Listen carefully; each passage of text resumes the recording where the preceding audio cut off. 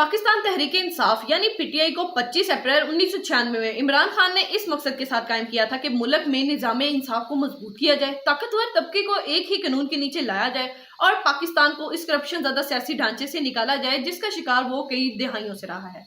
Party के आगाज में इमरान खान बार बार कहते थे कि ये सिर्फ एक सियासी जमात नहीं बल्कि एक तहरीक है और इस तहरीक का मकसद अवाम को उनके हकूक का शऊर दिलाना, करप्शन और सिफारिश की सियासत को चैलेंज करना और एक ऐसा निज़ाम तरतीब देना है जिसमें दौलत नहीं बल्कि मेरिट और काबिलियत आगे बढ़े। इब्तिदा में सहाफ़ियों समेत बेशतर सियासी तज्ज़ियाकार इसे गैर संजीदा तजर्बा समझते थे, क्योंकि उस वक्त जलसे छोटे और कारकुनों की तादाद महदूद थी और बड़ी सियासी नाम इस जमात में शामिल होने से गुरेज करते थे। पीटीआई के इब्तदाई दौर को सियासी एतबार से मुश्किल तरीन दौर माना जाता था, क्योंकि ना फंडिंग थी, ना अदारा जाती इंफ्रास्ट्रक्चर और ना ही बड़ी शख्सियात की हिमायत। और फिर 2011 के मीनारे पाकिस्तान जलसे ने मुल्क की सियासत का मंजरनामा बदल दिया। पहली बार नौजवान खवातीन और मिडिल क्लास ने एक साथ बड़ी तादाद में सियासी जलसे में शिरकत की और मीडिया ने भी पहली बार इसे एक बड़ा सियासी इवेंट के तौर पर दिखाया।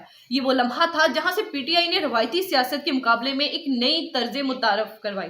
डिजिटल और जदीद सियासत, सोशल मीडिया, तंजीमी कैंपस, ऑनलाइन वर्कशॉप्स और डिजिटल नैरेटिव ने पाकिस्तान की सियासी तारीख में नई जहद पैदा की। इसी दौर में पार्टी में बड़ी सियासी नामों की शमूलियत का सिलसिला भी शुरू हुआ। कुछ ने देर तक रहकर पार्टी का हिस्सा बने जबकि कुछ मुख्तलिफ वजूहात की बिना पर वापस चले गए। 2018 के आम इंतखाबात में पीटीआई सबसे बड़ी जमात बनकर सामने आई और पाकिस्तान की तारीख में पहली बार इमरान खान वजीर आजम बने। हुकूमत में आकर पार्टी ने कई बड़े फैसले किए, जिनमें एहसास प्रोग्राम, हेल्थ कार्ड, कामयाब जवान प्रोग्राम, कफायतशारी महम, बरामदाद में इजाफे के इकदाम, FATF इस्लाहात, पुलिस इस्लाहात, डिजिटल पाकिस्तान और खारजा पॉलिसी में मतवाजन सफारतकारी शामिल थे।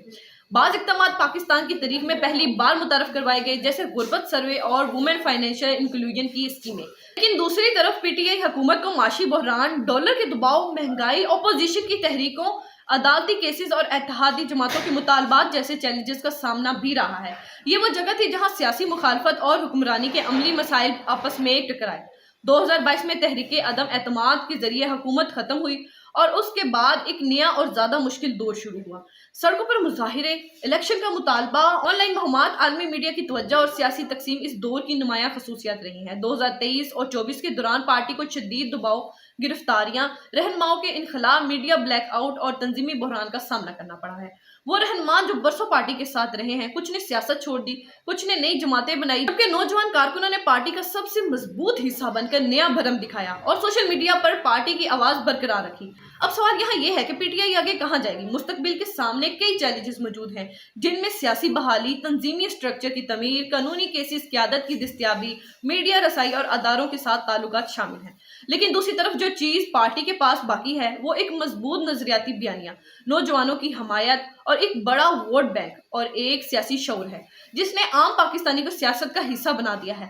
पाकिस्तान की तारीख में पहली बार लोग अपनी हदूद राय, अपनी शिनाख्त और अपनी सियासी मौक़िफ़ को डिजिटल तरीके से पेश कर रहे हैं और ये तब्दीली बड़ी गहरी है। आज पीटीआई ना खत्म हो चुकी है और ना मुकम्मल तौर पर आज़ाद है। ये एक ऐसे मकाम पर खड़ी है जहां हर कदम सियासी तारीख का हिस्सा बन रहा है। आने वाला वक्त बताएगा कि क्या ये तहरीक अपनी असल शक्ल में वापस आ सकती है या पाकिस्तान सियासत नए रूप के साथ एक और दौर में दाखिल हो रही है। लेकिन एक बात तय है कि पीटीआई ने सियासत को तब्दील किया, नौजवान को सियासी बनाया, बहसों को घरों तक पहुंचाया और ताकतवर हलकों को पहली बार अवाम के सामने जवाबदा बनाया है। ये शायद पाकिस्तान की सियासी तारीख की सबसे बड़ी तब्दीली है।